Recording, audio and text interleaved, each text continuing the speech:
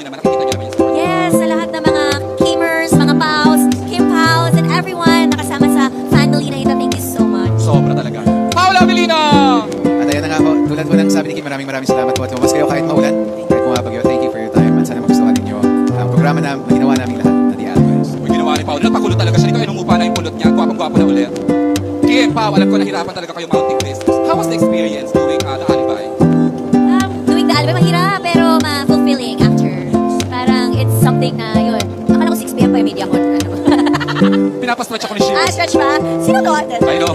Pero masaya siyang gawin. It's something different that we can offer to all our supporters. And we're very thankful, of course, sa Prime Video, sa Dreamscape. They are here, our friends from Prime Video. Yes, we're very thankful and we're very excited na mapanood ninyo. 3 more days to go. Pao, anong ginawa mo dito? Naman, dami kong physical na binago sa sarili mo to prepare for your character here, Pao. Sakto lang naman, sakto lang. Pero more than anything, yung character namin ni Kim at kung paano nagde-develop yung samahan nila at yung mga nangyayari sa story. I'm sure may excite kayo at kakabahan kayo. Pao, Kim, thank you sa kaligayahang ibinibigay niyo sa amin, sa mga fans. Iba talaga. Thank you. At sa lahat naman nanonood online. Hello.